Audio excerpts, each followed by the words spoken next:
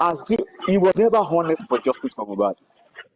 But because a lot of us will fail to pay attention, you, Mr. Chairman, Bossman, everybody allowed emotions to rule over facts. Everybody. Because he's the father, he lost the son, this, he, and because Mumi, she's this, she's that, she had a little boy. We were either sentimental in different ways. But if you look at the continents of Josie Aloba from the beginning, you and I know that this man have a lot that he is hiding. You and I know this man is not honest from the beginning. But Mr. Chairman, Bossman, and the rest of other justice fighters choose to look away. Bossman cannot tell me deep down his heart that he never suspected that Muiwa was never related to Baba. What did he do behind closed doors? Why didn't you fight this? Why didn't you expose things you were meant to expose from the beginning? Why did you keep some things to yourself if we are fighting for justice? Ever since I've been doing this, whatever that I know, I don't think I hold anything back. I don't think I held anything back. In any little information that I have, is going to come out one way or the other. Why do you guys drop Baba Mohbad ego to this point? Why did you build this confidence? Hold on, sir. Why did you build this confidence? Yeah, Sammy Jojo, let me just. Chairman, I will say something. Hold on, sir. I will say something. Baba Mohbad, Joseph Aloba was a scam from the beginning. And okay. when at what point? Hold on, sir. No. When you guys did you realize that it was a scam? At what point? At what point? Now, let's say this. While I was using Wendy Gold and I was fighting for women stupidly, do you understand? I always come for Baba Mohbad hard. Do you understand? And when I love even the fact that you use the word stupidly. So all of us have been stupid at one point in time. See, Bossman, I'm this kind of a person. I don't hide. I always accept my mistakes. Do you understand? Yes. And I'm always open to being corrected. The same thing. I would love to really respond to you, but I'm only trying to take your time to finish to round up with whatever you're saying. Hold on, Bossman. Let me respond before you go, because I know Bossman has also owned up to his mistake several times, and he wasn't shy away. He wasn't shy away from his mistake, and I really appreciate that about him. But let me come to myself, because I got to know the true nature of Baba Mohbad July 17th, 2024, when I had a one-on-one interaction with him. I know what we discussed, including Guresi. I know what we discussed together, the interaction we had together, what we discussed about the whole movement together, and the strategy that we both adopted, that this is the way we are going to go. Very, very welcome development among all of us. The following day, Bawu. Before midnight. No, was it midnight? Before midnight that night,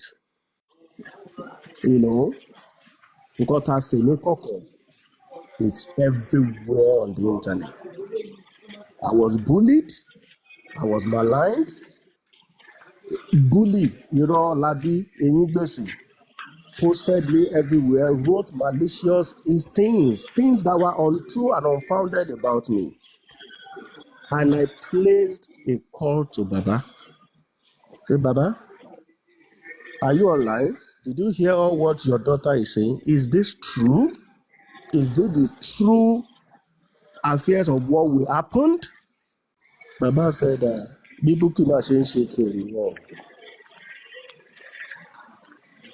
called Guresi. Guresi, online. Is this what happened? He said, my hands are tied. The following day, I came out and I spilled the beans. In fact, you can look spill the beans. Chairman, Baba told you that, right? Yes, of course. Please, let me add to this to it. Okay, so when he now did that, that was the day I said, this man is a bullshit. I did not cover him since that time to today. All right, go on. All right. Now, when I asked Baba, you saw what Bukky Jesse has been saying. You will say, "What's that?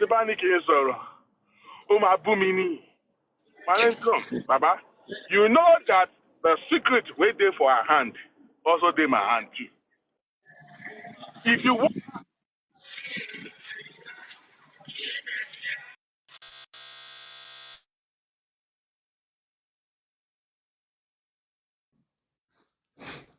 okay, bossman. So, Sammy Jojo, the thing is, if you come out if you come out wrongly, out of the hand of finish you. In December, if you see what they did to Baba Mohbad in December, Emma Gomi Dada, that time Tori Bukky is a social program, social platforms. The most of them pay what first the most law. But I'm aware of the politics that were playing behind. Many people do not understand the reason why they were saying Odumosu must go. They were saying that because Odumosu did not work. It's not because Odumosu did not work. It was because of the politics between the gas goes between Karimo and Bukky Jesse. And Karimo beat Bukky Jesse to it because Bukky Jesse warned Baba never to pick Karimo's call. Karimo no ṣe nǹkan but I understand bí àwọn fákà ṣe ni òun ló fẹ́ gbà fún Bukky Jesse ni ọjọ́ ń takura wọn ni. So Bukky Jesse wọ́n ní pé ìwọ fẹ́ bá bàbá sọ̀rọ̀ o ní bàbá bá sọ̀rọ̀ sẹ́ẹ̀. So Karimo did something. How he got Baba Mohbad's number, I do not know. Ó wá pé Baba Mohbad ń drive lọ́wọ́ ń gbà yẹn. Ó ní àná yín ni o àná yín mi wo ó ní Karimo mo ń drive lọ́wọ́. I guess they spoke for like 5 minutes or something. The bá ti délé máa pè é padà. Know what Karimo did? Karimo now displays that on her own whatever. Bukky Jesse àwọn ajá Bukky Jesse táyé lọ sọ fún Bukky Jesse pé Karimo máa ti bá bàbá Mohbad ti sọ̀rọ̀ bí Bukky Jesse pé bàbá nìyẹn ń gbọ́ ẹ bá Karimo sọ̀rọ̀ ó ní ó sọ pé òun àná òun ni kíníkan. Ẹ blọ́ọ̀kì ẹ̀ bàbá bá blọ́ọ̀kì Bukky Jesse. Now, the legal team which was Odumosu, they've been trying to get, maybe Karimo says she has information to Baba. All right. Now, if Mountain does not go to Mohammed, Mohammed will go to the Mountain. Since Karimo has come to meet you, Baba Mohbad, can you pick Karimo's number? We do not know what that kind of information to Fefuin, but as the legal team, this and this and this is what you should say to Karimo, that you are a carpenter, whatever information to Fefuin you, our legal team, Baba Mohbad will be on the phone. That was the instruction that was given to Baba, that he should call back if Karimo back to Wapada, keep Baba Mohbad go. So Baba Mohbad now unblocked Karimo. So when Baba Mohbad unblocked Karimo now called Baba again. Not knowing that Karimo was online talking to Baba Mohbad or was recording the conversation. I do not know. But what happened was that that's also a lot of big Karimo to shake big daddy in here. What show on your platform? Just to prepare Bukky Jesse. But was a payment the river Baba Mohbad Basoro. Say pay fracas in the work with justice for Mohbad. They want to prove Karimo no fake for Bukky Jesse. So Karimo tried to prepare Bukky Jesse. What does a payment the river Baba Mohbad Basoro? Baba Mohbad for like 15 minutes, 24 seconds. Bukky Ojuti mo ti rí Baba Mohbad ti bá sọ̀rọ̀ o. Bukky Jesse wá gba náà jẹ pé bàbá nìyẹn. Ṣé mi sọ fún yín kẹ́ má gbé call Karimo ni? I have warned you not to pick Karimo's number. Bàbá ní pé lọ́ọ̀yà ló ní kí n gbé. No, Karimo wà lórí show ẹnìkan. Lórí show wọ́n wá ń sọ̀rọ̀. Wọ́n wá ń sọ live show ni Karimo ti pé Josi ńjọ́ yẹn. Josi wá sọ pé òun drive lọ́pọ̀ máa pè. Àwọn kan wá lọ gbé bá ìyẹn pé ó ń pe bàbá sọ̀rọ̀ ó wá Bukky wá pe Josi wá ní pé ó sàsọ fún ó wá ní kó block ẹ̀ ìyẹn ni Bukky fi wá padà wá ta ó wá post sórí péèjì ẹ̀ wípé bàbá ti ó ní èso ọwọ́ bàtà bàbá ti blọ́ọ̀kì èso ọwọ́ bàtà pé irọ́ ló pa kò bá bàbá sọ̀rọ̀ ìnìyẹn ti wá display pé àwọn jọ sọ̀rọ̀ náà bọ̀ bàbá padà pé yóò gbà tó Odùmọ̀ṣù wá pé Odùmọ̀ṣù wá ní pé wáì tó ṣe blọ́ọ̀kì ẹ̀ pé kò bá tiẹ̀ gbọ́ nǹkan tó fẹ́ sọ ó ní jòsí wá unblock ẹ̀ padà ló wá fi wá pé Kẹ̀rímà padà náà fi wá jọ sọ̀rọ̀ ìyẹn náà fi wá display rẹ̀ fún pa pé ẹni tó ló blọ́ọ̀kì tó ti pè ń pa àtàwọn ti jọ sọ̀rọ̀ 45 minutes ń dára ṣe tó fi di. Exactly. So that is the beginning of Odùmọ̀ṣù must go. Over the politics lọ́rọ̀ kan. Exactly. Over the Odùmọ̀ṣù must go. So now, many people do not understand what actually went, the background story of all those things. Now tell me, Shenko advised you Odùmọ̀ṣù fún Baba Mohbad, was it right or wrong? So because Madam Tenny, orí show mi ló ti pè lọ́jọ́ yẹn. Orí show mi ló ti pè Jòsí lọ́jọ́ yẹn. All right. Okay. That's cool. Now, can you see that is the clarity of what Odùmọ̀ṣù must go. Now, because Arata Bukky pé Karimo beat her to the game. Ó wá fi àbọ̀ fún bàbá wípé ṣebí mo ní kẹ́ má gbé kọ́ọ̀lù Karimo. Ó ní lọ́yà ló ní kí n pè lọ́yà wo ló ní kẹ́ pé ó ní Odùmọ̀ṣù ó ní ayé Odùmọ̀ṣù tó máa bàjẹ́. Odùmọ̀ṣù is at justice.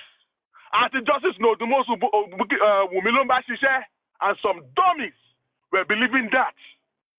You know, she knows how to gaslight you. She knows how to throw you under the bus. It doesn't have a way. She will throw you under the bus. That is fracas rules. Obey, say gaslight Odùmọ̀ṣù. Wùmí ló ń bá ṣiṣẹ́. Ó fún ọ ní information ní Odùmọ̀ṣù ti gbàbọ̀dé. Kìnìkan. All because ó fẹ́ get back to Odùmọ̀ṣù wọ́n lọ jẹ́ kí Karimo kó win me in this politics that wọ́n play yìí. So yẹ pé Odùmọ̀ṣù cannot stay in the same justice for Mohbad pẹ̀lú òun o. Pé Baba Mohbad I give you 4 days or 1 week kìnìkan kò fi lé Odùmọ̀ṣù lọ. And you know kọ́tọ́ fojú Baba Mohbad rí ni on Boxing Day. Bàtí mo jáde. That's why I said that I was holding on to Baba Mohbad to save that man from Bukky Jesse. And that is why I was holding on to him. And I told Baba, and that was the last time I spoke with Baba because he allowed himself to be manipulated. He allowed it. Because if he wants to get out of that bondage of Bukky Jesse, he has everything to get out of it in December. Because he was telling me something against Bukky Jesse. Only money Baba. Ṣé nǹkan tí Odùmọ̀ṣù ní kékeré ṣe pẹ̀lú Karimo ṣọ́ra lórí bọ́sman Odùmọ̀ṣù ò ṣe kankan ó fún mi ní good advice ní pé kí n bá kíní kan sọ̀rọ̀ ní mo ní pé Bukky Jesse ló ń ṣe àṣejù mo ní iṣẹ́ iná mọ̀ pé Bukky Jesse ló ń ṣe àṣejù. Can you come out on your life and say this to the public? Mo máa ṣe. Bàbá Mohbad wá sórí live o. I was expecting him to talk o. Bàbá Mohbad bá gọpa. Gbẹ̀yẹn ni Bukky Jesse wá gòkè. Ó tún wá give way. Yeah, also, I guess she was referring to book Dio game. Àwọn tó kọ́ bábà láti jẹ́ ẹ má gbé wọn wá sókè o. Anybody about to boo Baba Mohbad rí gbọ́dọ̀ gbé wọn sókè whereas she was the first person to abuse Baba Mohbad in this justice for Mohbad. Can you see politics? That was the politics I was fighting against in December. People did not see that. They thought I was defending Odùmọ̀ṣù. I was telling people that it was not because Odùmọ̀ṣù is not good. It was because of the politics. Bukky Jesse fire Odùmọ̀ṣù. And you know what they did? I also know. Even me, torí pé bóyá torí pé Odùmọ̀ṣù nǹkan mo pariwo títí pé báwo lẹ̀rù yẹn ṣe máa sọ pé torí pé ó pèèyàn ẹ̀dẹ̀ sọ pé nìyẹn nídìí ẹnìyẹn mọ́ báwo ló ṣe máa make Jòsí kò fẹ́ ṣe bóyá dàbí pé bóyá Bukky lò kankan fún Jòsí bóyá ó ní kankan tó use tó fi di pé Jòsí kan turn back torí Jòsí ò lè fẹ́ submit fún. No. Ó wá ní pánkì tí wà láàrin wọn wọ́n ti ṣe pánkì Karimo àti Jòsí ti ṣe pánkì wèrè. Mr. Tenny, I swear to Almighty God, that December Baba Mohbad was supporting Odùmọ̀ṣù. Do you know Baba yẹn? Do you know what Bukky Jesse did? Bukky Jesse released Baba Mohbad's number to people on the platform. Baba yìí every day and night. Bukky Jesse, but tomorrow jáde fún Bukky Jesse mo ní pé bí anybody dá láti fire Odùmọ̀ṣù. Anybody ò tó bẹ́ẹ̀. Ọlọ́gbé Ọláṣẹ́ni ọgbẹ́ dìde. Ọkọ̀ ọbẹ̀ sí gbé àwọn kọ́lọ́pẹ̀rẹ̀ àwọn náà carburetors gbogbo wọn. and all stuff like that. And I said that nobody can fire Odumosu because I know that Baba Mohbad was telling me that do you want to send Odumosu? He was saying no. But you know what they did? They started calling Baba Mohbad. Bukky Jesse wá rí pé òun ò lè fire Odumosu. Do you know what he did? Where the Decolori platform and here all long campaign on other people's platform. But I don't sorry other people's platform. So don't play politics pẹ̀lú wọn. So don't sorry platform one day. Hey, Bukky Jesse, mama of all my other people's efforts, joint efforts. Even Otudo Latino, they use Badalati. Badalati was used. Àwọn nǹkan kan tí èmi àti yẹn máa sábà ní issue fún nìyẹn. Nobody ọyàn kò kàn dédé máa gbé nǹkan wá síwájú mi kí n dẹ̀ accept it just like that. Kí n kàn dédé máa sọ pé ẹ kí n go. Tán bá wá use wọ́n ti wá use everybody yín tó ń sìn wọ́n wá bẹ̀rẹ̀ sí ní fọ́ gbogbo ilé ìgbà lórí wọ́n kan yín níkùn. Àwọn wèrè aláìmọ̀. Ibi tí mo ti máa ń bínú sáwọn host kan tán lọ́pọlọ nìyẹn.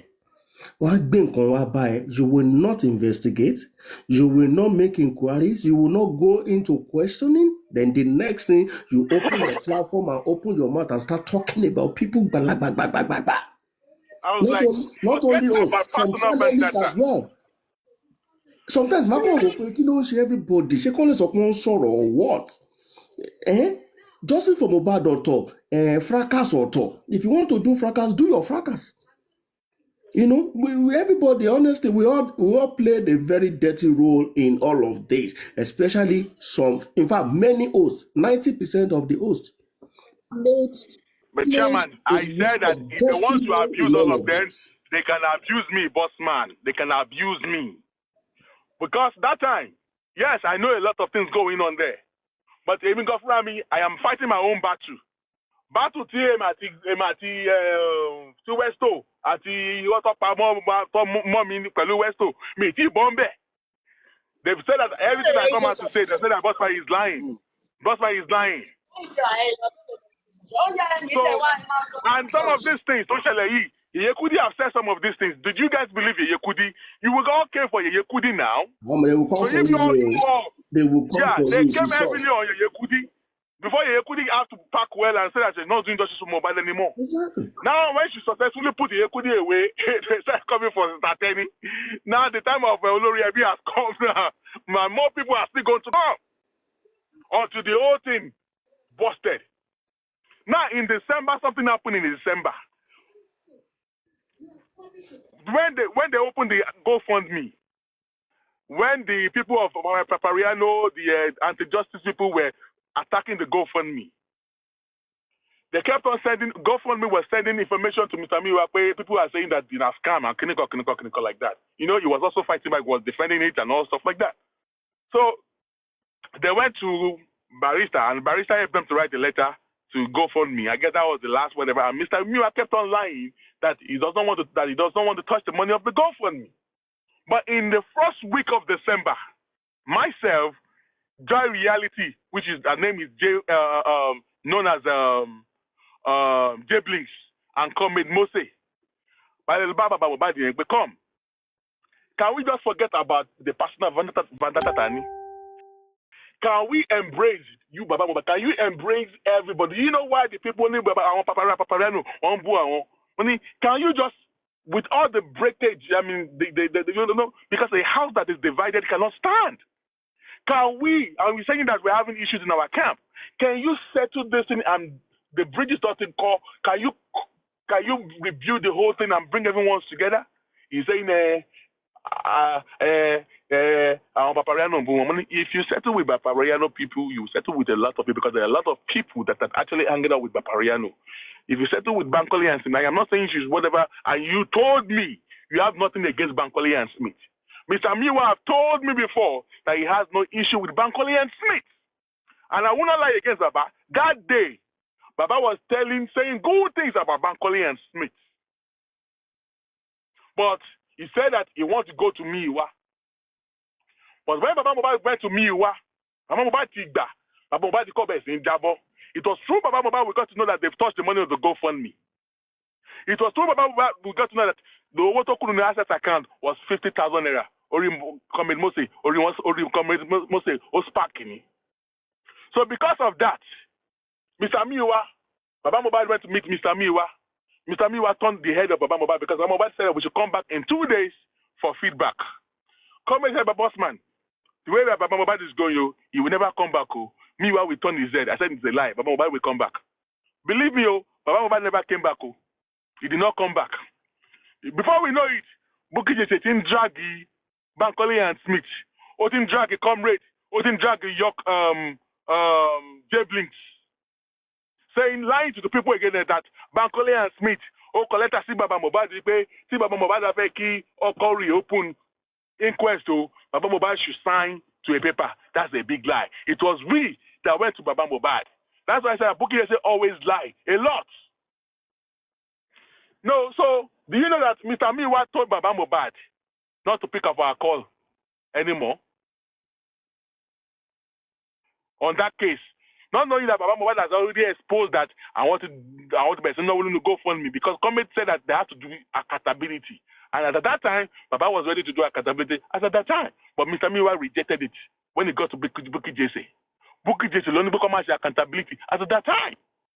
When Bukky Jesse got to know that I want to not willing to go for me, I quickly reached out to Mommy Lighton. Mommy Lighton, they touched for me to go for me. The next thing we know, because I was okay, or because we already know that they've touched the money of the GoFundMe. So Bukky Jesse knows everything about the GoFundMe. Mr. Miwa is the originator of the GoFundMe. Baba Mohbad knows now Bukky Jesse wants to remove herself. Now you want to remove herself. That was exactly what happened. Gbọ́dọ̀ gbà fún olórí burúkú eláyà gèlè mọ̀. Ó fẹ́ ṣe fracas ni we do the fracas for you. Tẹ́ ẹ bá gbà fún olórí burúkú ẹ̀ kó yọ rẹ̀. Ẹ gbọ́dọ̀ gbà fún ẹ tẹ̀síwèrè lójú ẹ kò bó. Ẹ jẹ́ kán gbé jòsí, ẹ jẹ́ kán gbé jòsí, ẹ jẹ́ kán gbé jòsí. So, Sammy Jojo, I don't know when you enjoying this live, but some of the things that you just talked about, we've talked about it long time ago before you joined this live. I said that if you want to drag Bossman to that I'm part of those people, yes, you can put me because there's too much information that I've not brought out to the media, to the source, to the public, because I thought I can salvage the whole situation by myself. I thought until December.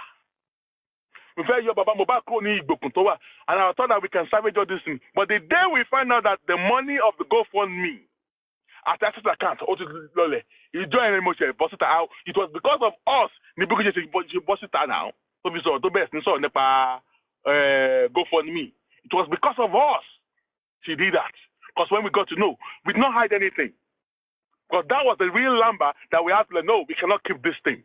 The public have to know because I kept on asking Mr. Miwa, especially when they were contributing money for during the time the autopsy. I was asking Mr. Miwa, why are people paying money for autopsy into the access account again and into the GoFundMe? We already have money in the GoFundMe. Why are you asking people to donate money into the access account again? You said, so GoFundMe will release over for you. You said, what release over? So why are people not donating money into the access account? Berekete. Promise money. Yeah, Berekete said that he was going to take care of every expenses. So at that time, the public said, let Berekete do his own toxicology and the family should do their own toxicology. But at the time that they were raising money, Mr. Miwa told me that Berekete, maybe also Kinyo, we lost school at that point, but they said that it was not forthcoming.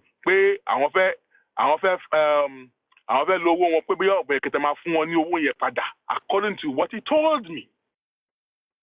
That was back then when they were raising money into the access account. And the next thing, all platform best, 5 million, 3 million, 1.7 million, and all stuff like that.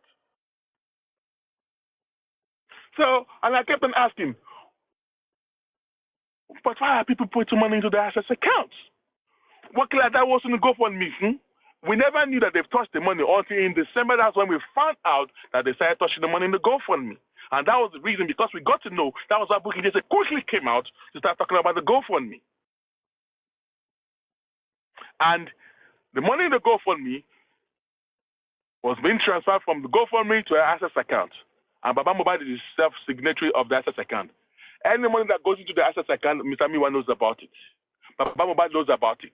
So if you want to talk about Baba Mohbad, you have to talk about Miwa. If you want to talk about Miwa, you have to talk about Baba Mohbad, because Miwa will tell Baba Mohbad to pay money and to pay some money. Even when Bukky Jesse was lying to the public, pay 30 million, love every autopsy. I went to Mr. Miwa behind the closed door. That why are you lying to the public? Bukky Jesse, one powerful public will pay 30 million, love every autopsy. So why didn't you call out there and debunk Bukky Jesse? But you are so scared of Bukky Jesse because my drag. They are not hearing, you're not the one that says it. So because you're not the one that said it, and Bukky Jesse is giving people fabu, wrong information. So these are the things that I was doing behind the closed door. And regarding to the money that was donated from the QH radio, you can go and ask Alaji himself. I asked him, in fact, I will call into his show tomorrow. Amadara is here. So these are the things. And last year, December, over Odumosu must go, Odumosu must go. Baba Mohbad is a man of himself. He's a pastor. He's an elderly man of his church. He knows what he wants. He allowed that thing to happen. But Baba Mohbad is okay, which I think that if he wants to deliver himself, he can deliver himself. He has the options. Because obviously, Baba Mohbad in the Boxing Day, you know what they did?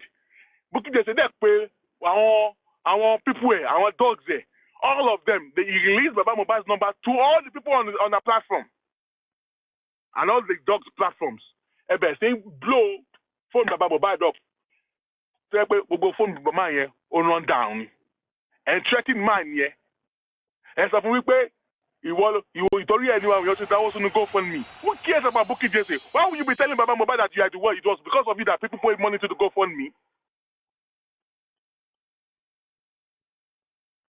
Pastor Joseph, say Baba Mohbad will suffer you pay or will Bukky Jesse sorrow. Pay because of Bukky Jesse. To back to power no account your own phone and low. So because of that for me, Pastor Joseph. Pastor Joseph. Hello, Pastor Joseph. Are you there now? Pastor Joseph, SRO. No, it's man. Evidence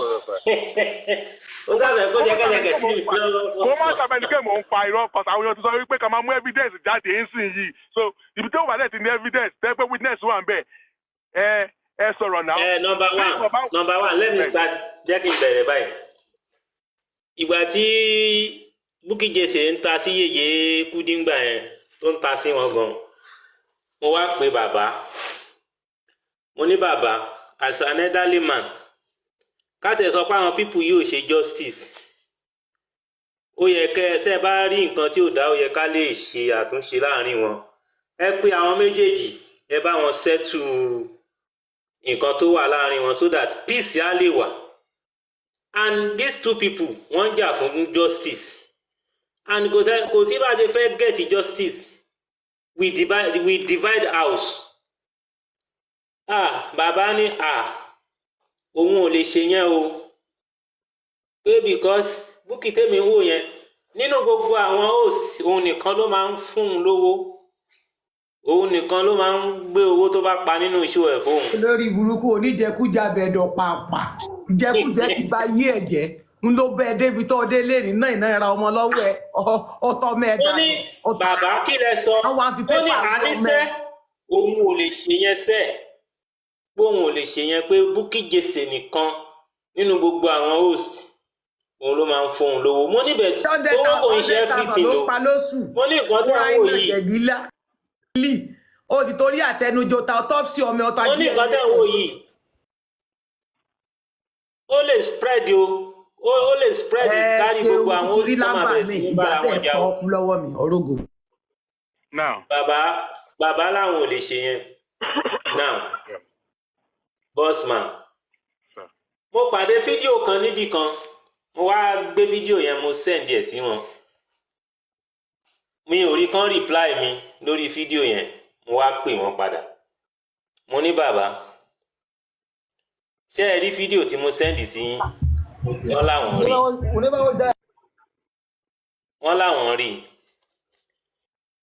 Mo ní ẹ jọ mo fi Ọlọ́run bẹ̀ yín o, ẹ má fi ọwọ́ kan owó public o, ẹ má fọwọ́ kan owó yẹn o, because wọ́n sì máa béèrè accountability lọ́wọ́ yín. Mo fi Ọlọ́run bẹ̀ yín, ẹ má fọwọ́ kàn. Bàbá ní àwọn ò lè fọwọ́ kàn pé because ọmọ tó tẹ̀ wà pẹ̀lú àwọn ńgbà kan, ìgbà táwọn lọ bì kan, ọmọ yẹn bẹ̀rẹ̀ sí ní yọ owó lẹ́yìn àwọn igbádogóje èrò wájà. Àwa jọ ń sọ̀rọ̀ lọ, atúnjọ ń sọ̀rọ̀ lọ, torí ọ̀rọ̀ tá a tán jọ yẹn we talk about 35 minutes. Mo sì ń rí rẹ́kọ̀dù yẹn, mo sì ń rí kọ́ kínní yẹn of recent tí mo tó ń bá wọn sọ̀rọ̀ padà. Àwa jọ ń sọ̀rọ̀ tó pọ̀ oríṣiríṣi. Àṣekán tẹ wà táwọn gan ṣe pé nínú owó public tó wà ní access àwọn ti là á délẹ̀ pé eré báwọn ṣe máa dá owó yẹn padà ní àkókò. Làwọn wá wọ́n ṣe máa dáwọ́ yẹn padà, right? Ó lè tí ó lè ọ̀rọ̀ ẹ farabalẹ̀ ẹ jẹ́ kí n sọ̀rọ̀. Ẹ máa kọ́ land o, ẹ kọ́ land. ẹ bá rí screen record, ẹ má bá screen record rẹ, ẹ má bá. Wọ́n ní àwọn ti la owó yẹn délẹ̀ o. A ní láti fi sí àwọn ẹ má bínú sá, ẹ má bínú sá, sọ fẹ́ sọ pírẹsì ló fi là á délẹ̀ ní àbọ̀. Ẹ̀yin ọ̀rọ̀ ayé ìjà ló rìkọ́dù ẹ̀ ń bá rìkọ́dù yìí jẹ́ ni.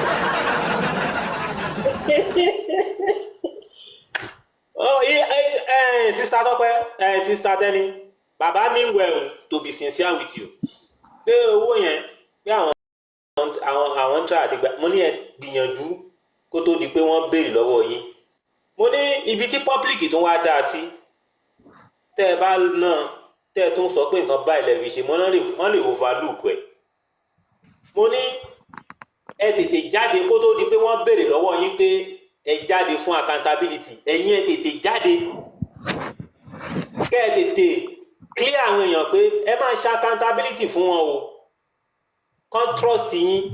Bí £1 wọn ṣe jáde, bí £1 wọn ṣe wọlé, everything náà máa rí. Mo ní tẹ́ bá ti sọ yẹn fún wọn, ìyẹn á jẹ́ kọ́kàn wọn balẹ̀ and they can be able to trust you more. Pé bẹ̀kẹ́ máa lo gbáǹkó fún wọn, ìyẹn ni ò ṣeé ṣe.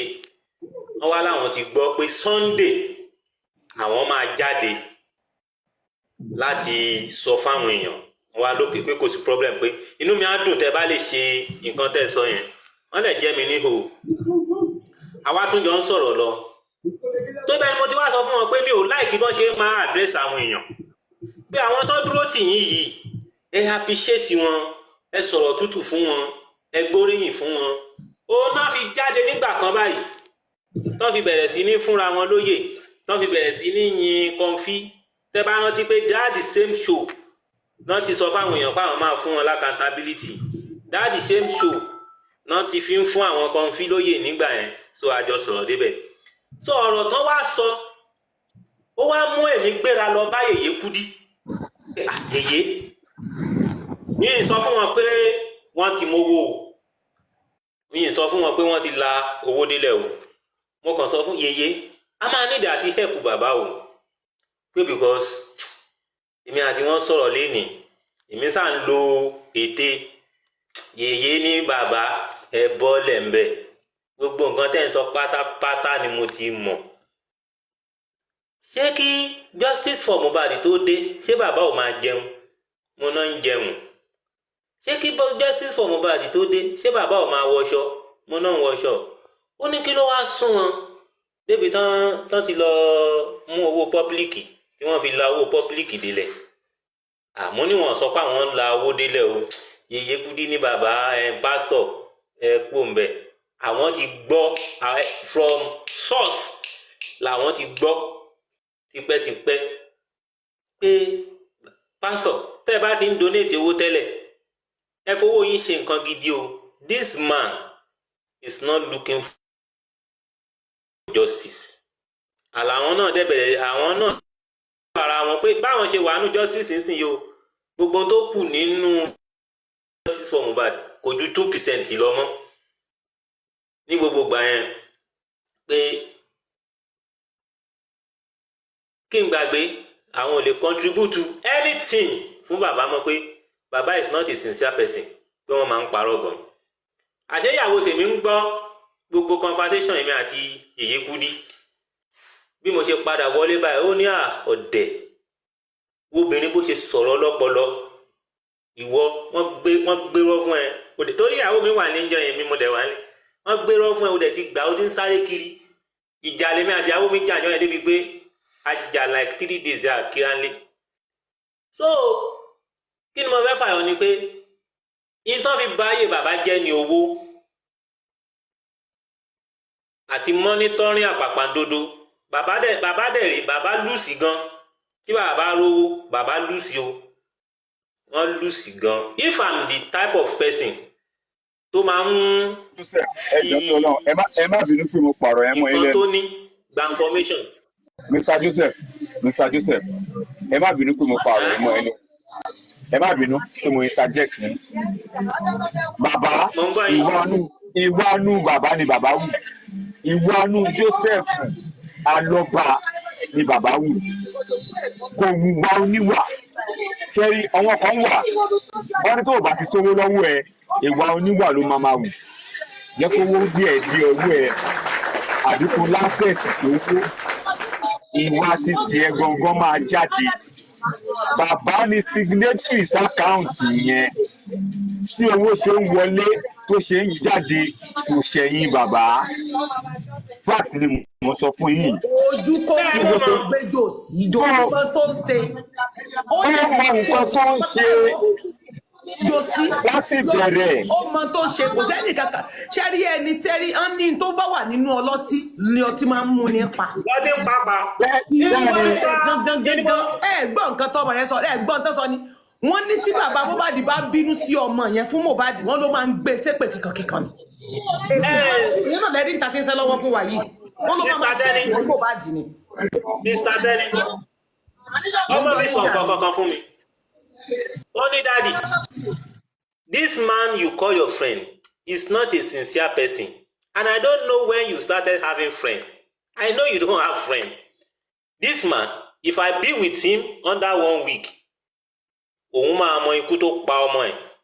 Pé because man yìí tó ẹjọ́ máa ń sọ̀rọ̀ yìí is not a sincere person. And my daughter is just 22 years. Ó tó sọ nǹkan kan. Ìjọ tí mo bá jò sí sọ̀rọ̀. Wàhálà mo ti má dúdú tó ti rò fún mi ni mo fi mọ̀ pọ́wọ́ tí ó ní bàbá ó ló ta ọmọ ẹ̀. ó ló máa ń sọ̀rọ̀ ó ní bàbá máa ń sọ̀rọ̀ in a manner of get a sympathy from people. Ó ní being with that kind of person you have to be very very careful. Àwọn tó bá ti ń sọ̀rọ̀ láti rí sympathy lọ́dọ̀ èèyàn ó ní èèyàn gbọ́dọ̀ wà very very careful pé this man you call your friend I don't know you have friend o. I'm hearing it for the first time o. This man is not a sincere person. Daddy, you have to be careful. That is what my daughter told me. So, Baba, ìwà àrékérekè wà ní ọwọ́ wọn. Má ṣe lo lẹ́gọ̀fà fún mi nìyẹn. Ká ní lẹ́gọ̀fà yẹn, ká ní Yèyé Kúdí ò gbà mí lẹ̀ ni, ìbá jẹ mí, but Yèyé Kúdí lọ́lọ́ ń lò láti lè jẹ́ kí n má pò sínú bàbá yẹn because owó olówó kan wà lọ́wọ́ mi gbà yẹn tó ń gun èmi náà pé at least abátẹ̀ yọ bíi mílí méjì fún wọn tí Yèyé náà bá rí méjì náà filẹ̀ sí táwọn èèyàn kankan náà pé àtẹ̀sí kọ́fà díẹ̀ that is my plan. wàhálà ìdòsí àgbà lọ́wọ́ yín tó bá rí ẹlòmíì tó ti fún títí tó wá gbé ìṣépè lójú ayé mọ Yèyé tó ti fún. Nothing will happen. ìyá yẹn sí justice náà ní kò fẹ́ lọ àwọn tó. ẹ wá wo gbogbo ìwà jákujàku ẹ wo gbogbo ìwà jákujàku tí wọ́n ń wù sí Yèyé ẹ wo gbogbo ìwà jákujàku tó bẹ̀rẹ̀ sí ní wù sáwọn èèyàn. He confessed to me that he has touched the money for his personal use mọ̀ ṣe pé language yẹn nìyẹn for his personal use léyìí tó dẹ̀ ń bá àwọn ọnu jẹ́ báwọn fẹ́ dá padà. Èmi ò mọ̀ pé gbogbo náà tó fẹ́ gbé àwa náà tó ṣe pé ṣe bíríkìlà mò ń ṣe tí mo máa ràn dí kankan sínú Hello Mr. Joseph kéèpè ní pa wọn. Hello sir. Hello Mr. Joseph ẹ̀yin ò ṣe wá bí wọ́n léèrè pé níbo ló ti fẹ́ rí owó yẹn dá. ẹ jẹ́ àmọ́ báyìí èèyàn gift wọn.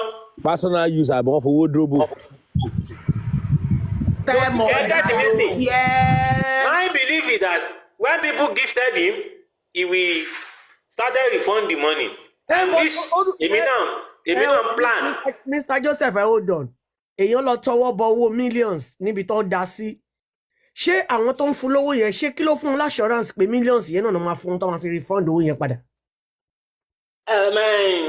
Sister Adenike, ẹ má jẹ́ ń tàn yín. Nígbà tí gbogbo ìṣẹ̀lẹ̀ yẹn ṣẹ̀ṣẹ̀ ṣẹlẹ̀, people gift bàbá o. Àwọn èèyàn fún bàbá ní nǹkan gan-an. Aṣá àti kọ́ pé jòsí bá tọrọ bára kẹ́yìn ayé ẹ̀ ni. Gan o.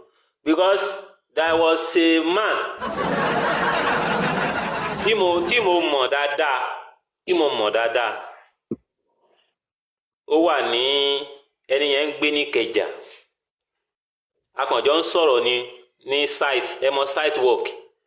Ó ń rí mi tí mò ń gbọ́ program. Are you in justice? Àmọ́ ní mo wà. Ó ní I like that man o. I like that man. I just sent him so these days. Okay, sir, thank you. God will bless you. So gbogbo gbà yẹn àwọn èèyàn ń gift bàbá gan. Wọ́n ń gift wọn. But he's not making use of that money. Ẹ̀bùn kí ló fún l'assurance gan pé bí wọ́n ṣe ń gift òun láti bẹ̀rẹ̀ yẹn náà ló ṣe máa lọ títí. Ẹ̀yin tó yẹ kí mọ̀ pé irọ́ lẹ fi ń bá wa lò. Ẹ̀dá tí ò bá ní ẹ̀dá tí ò bá láròjinlẹ̀ kò sí nǹkan tí ò lè ṣe. Ibẹ̀ là ń gbé adé bẹ̀. The way I'm looking at him wọ́n ní àròjinlẹ̀. Ẹ jẹ́ sọ nǹkan kan fún yín. Papa went to one of the best schools in Nigeria, one of the best seminary in Nigeria, and I'm highly disappointed pé wọ́n ṣe gbogbo nǹkan tó ń ṣe yìí, because ìní tí mo fi gba ọ̀rọ̀ Sami Jojo gbọ́ pé ìwà bàbá ni bàbá ń hù nìyẹn, because téèyàn bá labẹ̀ yẹn kọjá àwa yìí náà ó ní ìgbé ayé tá à ń gbé tẹ́lẹ̀ náà a dẹ̀ mọ̀ gbé ayé tá à ń gbé ń sin àwọn tó dẹ̀ ń súnmọ́ wa dẹ̀ ń testify sí pé skul tẹ́ lọ yẹn ó dàbí pé caterpillar ni wọ́n wo yín palẹ̀ wọ́n tún yín mọ̀. So tí bàbá fi la gbogbo nǹkan yẹn nígbà tí àwọn bàbá dẹ̀ kọjá kọ́ àwọn senior àwa wọ́n sì sọ fún wa pé skul yẹn hot ń gbà yẹn jùgbà táwa dé lọ pé ó tẹ̀ tó ti rọ̀. Ẹ get mi bẹ́ẹ̀ yẹn bẹ́ẹ̀ kí ni problem wọn gangan what I think is this ni pé ẹni tí ò bá ready àti wà deliver kò sírú prayer point tẹ́ fẹ́ ṣe fún kò lè bọ́. A ti kọ́ pé bó ṣe máa bá kú nìyẹn. Ọlọ́run náà fẹ́ kó kó gbogbo ẹni bá pè mí ní olúwa ní òwò ìjọba mi. Mo ṣe òpin ṣe rí bíbélì tó máa ń kà fún alẹ́ every Sunday yẹn rich grace olórí burúkú ọlọ́run gígùn aṣẹ́wó yẹn ló máa ń kọ́ fún. Ṣé rí àwọn gbogbo bíbélì tó ń kà yẹn there is one course tá a ṣe wọ́n sọ kí Bible doctrine náà ń pe course yẹn. Mo ti ní mo fẹ́ pè wọ́n gan pé àwọn bíbélì ẹsẹ̀ bíbélì tẹ́ fi ń sọ̀rọ̀ yìí kò bá nǹkan tí ẹ̀ fi tẹ́ ń lò wọ́n fún mi. God bless you sir. Títẹ́ ní ẹ bá ń pàtẹ́wọ́ fún wọn. Àwa máa tí ọ̀yìn gan-an àgbọ̀dọ̀ ṣe rádà àdá. It is because mo decide àti má bá wọn sọ̀rọ̀ mo blọ́ọ̀kì wọn. Because nínú kọ́ọ̀sì yẹn bó bá lọ ìdí ogún ìdí properties ni ó parí ìrìn àjò ìwàásù rẹ̀. Ẹ gẹ̀ẹ́tì ẹ̀ àwọn nǹkan tẹ́ ń lo gbogbo nǹkan yìí and gbogbo sámọ̀ wọn àwọn kankan ló ń bá wí. Of course. If you are tó bá jẹ́ni tó ń ronú jinlẹ̀ dáadáa àwọn kankan ló ń bá wí. Ìyẹn ni mo ní mo fẹ́ àdírẹ́sì wọn fún tẹ́lẹ̀. Mr. Joseph ẹ jọ̀ọ́ sà ẹ má bínú ṣe rí ìrìn àjò yìí ṣùkò kan pẹ̀lú jòsí. Ẹ má ti wọ́n ló jọ ṣe pọ̀ mọ́ o. Ẹni fún sà ẹ ó dán sà ẹ má ìtì ìwà pátápátá because afẹ́kẹ́ lọ bá wa advice ẹ̀ pé wọ́n ní gbé kọ́ọ̀lù Mr. Joseph mọ́ o. Láti fẹ́ torí ìwà àwọn méjèèjì bára lọ wàláì 2 wọ́n gé 4 wọ́n match ara wọn bàjẹ́ kọ́kulẹ̀ fẹ́ra wọn ó jọra wọn. Èmi àti wọn ò lè jọ àlejò. That is one problem about me. Tí n bá ti rí pé o lè stay mi and tí mo dẹ̀ ń correct ẹ̀ tí mo dẹ̀ rí pé o fẹ́ gbọ́ it's better kí n yára mi kó lọ́dọ̀ ẹ̀ káwọn èèyàn máa rí wa papọ̀. Arán bossman dẹ̀ ní arán bossman. Ẹran bossman lọ́rẹ́ wọn. Àbílága. Àwọn bíbélì tẹ́ ń lò yìí báyẹn nínú wọ́n ṣe ń count out yẹn lálẹ́ àná ẹsẹ̀ bíbélì kọ̀ọ̀kan ló nídìí àtìtumọ̀ tá a fi kọ́. ó ní àwọn tá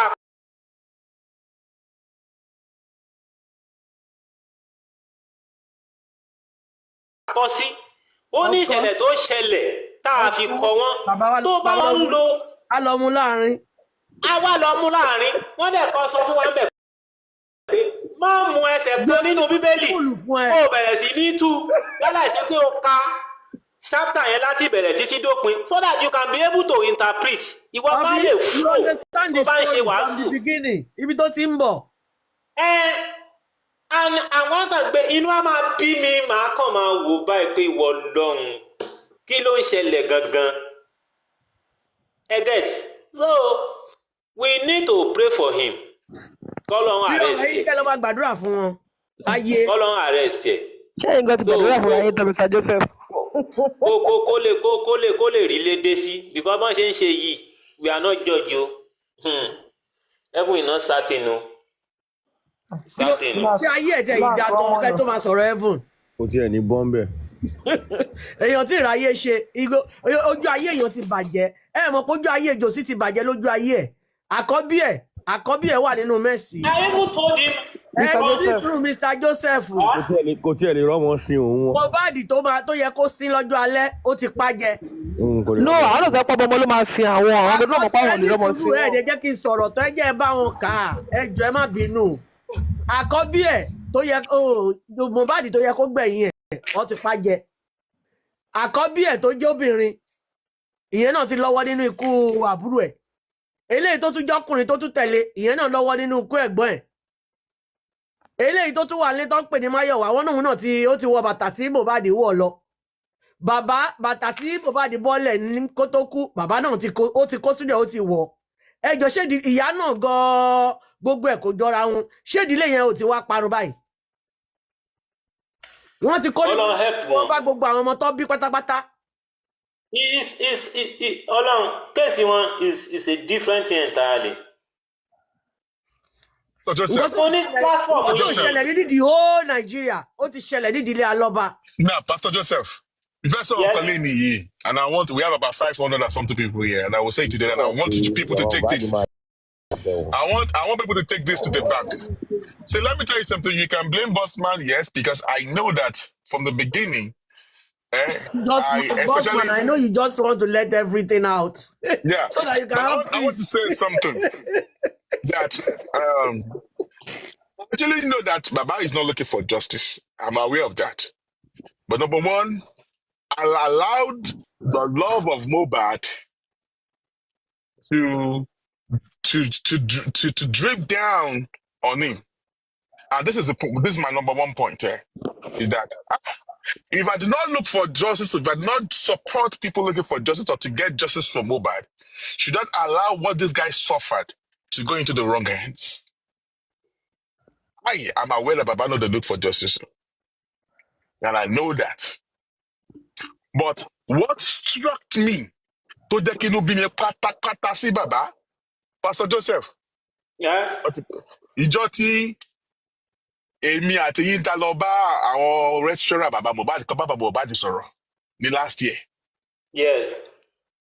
Pé kọ́ Baba Mohbad sọ̀rọ̀ níbi tó ti ń báyọ̀ sọ̀rọ̀ àgbà sọ̀rọ̀ pé because he's misbehaving. These are the things that I've been doing behind the closed door, thinking that I can salvage this thing and help it. So that they can talk. Pastor wa sọ lecturer wa sọ fún wa pé bàbá ń dribble òun báyìí ni ó ń yí òun zé ni òun àwálé ni òun àwá lọ́la. Mo play lọ́dọ̀ olórí ẹbí lánàá. Mo play voice lọ́dọ̀ olórí ẹbí lánàá. Ṣé bàbá expect kẹ́niyẹn wá bá òun lé ni? Àsì bọ́n ṣe expect kọ́lọ́pàá wá bá wọn lé. Fún wọn ní special invitation. Jòsí ti di frame o. Ó yẹ kó wá bá lé ni o. Get the blessing. Bàbá. Ibi tí ó tún wá tó jẹ́ kó rí mi tó jẹ́ kó rí mi kí n bínú sí nìyẹn tí wọ́n was that. Ilé o bá ní burúkẹ́. No, sorry. Sorry. Inú mi, mo bínú sí, as in, that made me to get angry with him. You know, was when Pastor Joseph, everyone ti jẹ́ yẹn, he pé to mediate between blessing pẹ̀lú bàbá. Ìtọ́ jẹ́ kọ́rọ̀ yẹn dùn mí. Ẹ mọ̀ ọjọ́ jẹ́ kọ́rọ̀ yẹn dùn mí. I have an appointment that very day. tó yẹ kí n lọ meet ẹni yẹn, and because of that call tá a fẹ́ ní lọ́jọ́ yẹn kò jẹ́ kí n lọ. Unfortunately for me, ìgbà tí mo máa pe ẹni yẹn rọ̀lẹ́ kò pick, ìyàwó ẹ̀ ló gbé kọ́, ó náà kọ́ ó ti wà lọ́nà US. Ó dùn mí débi pé mo fẹ́ lè máa ké. Ìgbà tí news yẹn tún wá ṣẹlẹ̀ bó ṣe ṣẹlẹ̀. Ayé Jòsí padà bàjẹ́, ó bàjẹ́ po. Ọmọ bínú sí bàbá, bàbá ń bínú sọ́mọ. Let us mediate because we know that there is some information to our blessing. Baba, you have stopped talking to your own kids. Àdúrà àti blessing no. Ó wá fi kọ́fì sílé. Ẹni tó Jòsí ò gbádùn. Ó ta Jòsí ta àwọn ọmọ tó bí nínú ẹ̀. Ó ta àwọn ọmọ bíbí inú ẹ̀ dànù. Ó wá fi pósí sọmọ. Ẹni tó máa ń lò ó fi pósí. Ó ti dé pé pósí ló fẹ́ fi sọmọ. Pósí.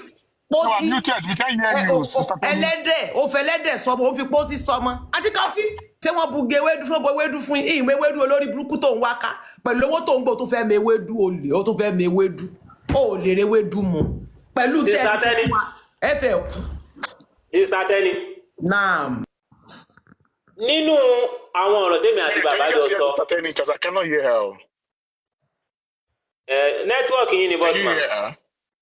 Ayé à. Ó ní àwọn first note kan tí mo ti send sí bàbá.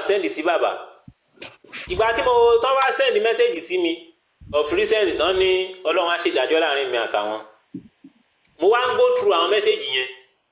Mo wá ń bira mi léèrè pé ṣé pé mi àti bàbá yìí ti jọ sọ̀rọ̀ tó báyìí, a ti jọ sọ̀rọ̀ tó pọ̀ tó báyìí, a ti jọ sọ nǹkan tó mú ọgbọ́n wá tó báyìí. Kí ló wá ń ṣẹlẹ̀ by now gangan? At least nínú gbogbo nǹkan tá a sọ tẹ́ ẹ̀ bá tẹ̀ lè mú gbogbo ẹ̀ lò tẹ́ ẹ bá mú 1 or 2 lónú ẹ̀ ibi tá a wà nínú justice for Mohbad kọ́ la máa wà. Ibẹ̀ kọ́ la máa wà a ti máa go far. Joseph, ǹjọ́ tí bá fẹ́ parí ìjà láàrin wọn àti Blessing a bá pe bàbá Mohbad wá mú Kóńgò ó fi wọn èpè ńláńlá èpè lẹ́nu pásítọ̀ pé ẹni tó bá fẹ́ parí ìjà láàrin wọn àtòun pé ṣé àwọn ní káwọn wọn bá bẹ Blessing ni àbí kò ṣe didn't he use his dick to give back to Blessing kìnìkan. Bossman. Yes. Bossman. Yeah. Thank you very much. That statement you made, I've been hearing this statement for a long time, which I'm going to tell you what is going on now. You see, Baba Mohbad and Blessing, they talk, right? But he did that because of the money he's seeing. He's just playing game. Baba Mohbad is a guy, man. He's just playing game in front of you people. Not Gaima, 19. Let me Baba just Mohbad be honest with you today. You see that Baba Mohbad you see. Tomorrow, another thing will come out. Òun àtàwọn ọmọ ẹ̀ sọ̀rọ̀, gbogbo wọn sọ̀rọ̀ àti Wùnmí. Yeah, he's just playing game. Takama jẹ ni. Yeah.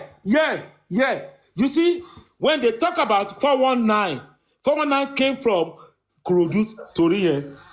Mr. Mohbad brought all those people from Korodu. Gbogbo wọn náà mọ kú tó pa Mohbad náà. Wọ́n ti mọ̀ pé Mohbad máa kú sọ́wọ́ àti wọ́n ṣe ní sọ̀rọ̀. No. Ẹ jẹ́ kọ́ fún yín láti ilẹ̀. Bàbá pẹ̀lú ajá ẹ̀. Gbọ́lẹ́nu bàbá Mohbad lè sọ pé Blessing pè mí. Ó ní kí n gbẹ̀yìn wọlé. Ìgbà tájà ẹ̀ máa jáde. Bàbá wọ́n ní Mohbad ti kú ẹ̀ka sára. Kò sọ nǹkan tó wà ń bẹ̀ fún wa. Bàbá Mohbad knew everything. Okay, nígbà tí bàbá Mohbad, let me just ẹ jẹ́ kí n já yín sí kankan lénìí. Ṣé rí àwọn èèyàn wọ́n gọ̀ọ̀gan, especially àwọn tó wà ní diaspora yìí. A máa ń bìtì gan because nípa àrùn rí owó pé èyí lọ fẹ́ sẹ́yìn sáwọn èèyàn tó bá sẹ́yìn £20 yẹn is close to 50,000 naira ní Nàìjíríà but it's nothing to us 30,000 yẹn okay o ṣe bí brand tí mo mú lọ́wọ́ nsìn 60,000 mo rà pé mo kàn máa jókòó mo máa fi mu ọtí so kíní yẹn ó ti wá wò ó ti kíní yẹn ṣé ní owó yẹn ó ti àwọn táwọn ní diaspora ó ti wá yà àwọn èrè ìpè àwọn tó wà ní Nàìjíríà 60,000 tó máa fi jókòó tó kàn máa ná lórí jókòó ọkàn máa fi jẹun fún dídó oṣù kan oṣù ọ̀sẹ̀ méjì pẹ̀lú ọmọ but kò jẹ́ ní kíní yẹn ó ti wá wà ó jẹ́ ká máa àti miss àti lose a lot of things àwọn kẹlẹ́ ń bára wa jẹ́ because nígbà tí £1 tó bá jẹ́ 2,000 plus Nàìjíríà bàjẹ́ nìyẹn ni wọ́n bá tó máa fọ́mọ ọmọ tó bá lọ kíyàn nínú ilé ọmọ ẹni tó lọ kí nílé yẹn pé ẹkọ lọ kí o ẹran kọ lọ síbẹ̀ o wọ́n ọkọ̀ fún yín lọ́tí mu o tó bá ń lọ ọmọ wọn ń bẹ̀ tó bá fún £10 ó máa jùlú yìí pé ó máa fi ra chocolate ní sweet táwọn kan fi live for 2 weeks Nàìjíríà nǹkan tó ń fún wọn Nàìjíríà tójú wọn fi wá ràn tó àwọn nǹkan tó ń ṣe nìyẹn. Let me just be honest with you today. I'm going to let me just come out.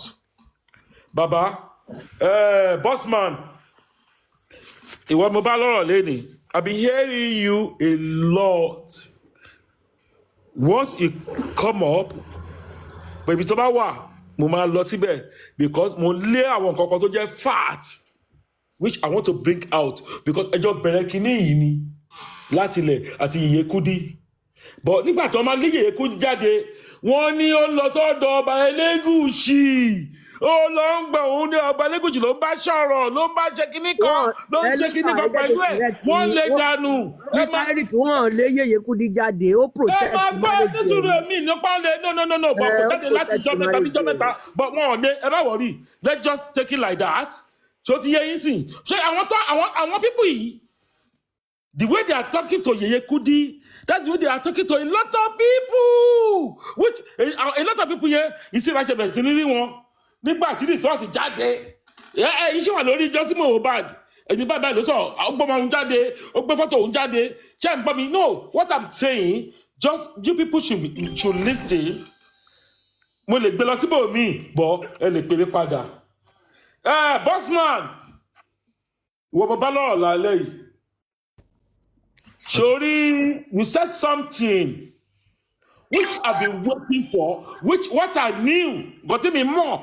If got me on draw day, so in the next 2-3 weeks, I'm among cotton shell.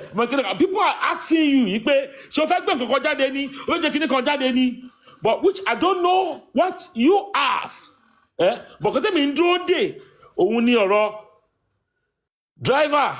Àti doctor èmi ti gbọ́ nípa result tó ń pè tọ́ka ní láǹsì yìí tipẹ́ but I was just sitting down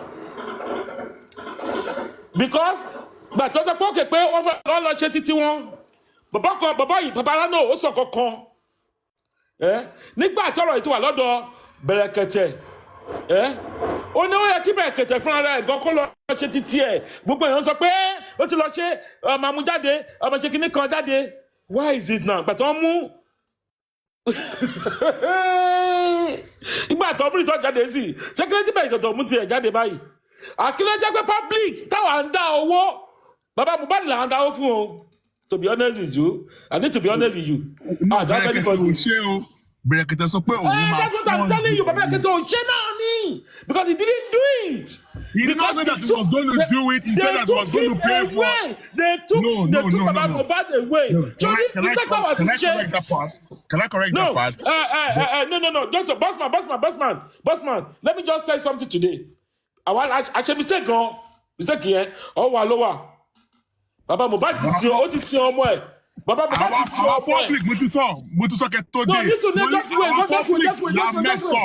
wait. Baba Mohbad has compromised. Listen. No, you can talk. When I finish talking, yeah, you can talk because what I'm view on my own, and this is what I hear, and this is what my information from my boss. This is my information I'm giving to you tonight. Shori, bàbá Mohbad ó mọ̀ kó tó pa ọmọ ẹ̀ láti ilẹ̀ kó tó kúrò ní ilé ẹ̀ yẹn tí Blessing ti pè yẹn náà ti sọ pé kọ́ báyìí ló pa ó play along ni nígbà tó débẹ̀ yẹn òun bá lọ́ọ̀yà òun bá àáfà òun bá kinní kan yẹn gbogbo yẹn is a story ó kàn mú story lẹ́yìn wọ́n ti sọ bàbá Mohbad pé nǹkan báyìí nǹkan báyìí nǹkan ló máa kàn yín o nǹkan báyìí ló ṣẹlẹ̀ o Mohbad nǹkan wọ́n tì í ó ṣe kinní kan wọ́n jà délé o bí bàbá Mohbad mọ̀ pé wọ́n máa ń jà all the time but ó ṣubú láti òkè bọ̀ sísàlẹ̀ ó forí gbálẹ̀ ó kọ́ orun ẹ̀ kan ó kú o. ṣó ń gbọ́ mi no I'm telling you now ẹ̀ tó máa kóòtù mi kó kóòtù mi náà bàbá Mohbad ti gbà pé ọmọ yẹn ó dẹ̀ jáde wá sọ God give God take ó ní nǹkan tó pa ó ní nǹkan tó ọmọ yìí ní first statement nǹkan tó ọmọ yìí ní ló pa ó ṣe bẹ̀rẹ̀ sí ń ṣe gbogbo narrative bàbá òṣì tó ṣe ń bọ́ ẹ̀yìn olówó ẹ̀jẹ̀ pé kó yẹ kó máa nùgbẹ́ kó máa kógbẹ́ kọ́tẹ̀ wá sí lọ́dọ̀ yìí kó lọ́ọ́ máa fọ ìgbẹ́ àwọn olóṣèlú.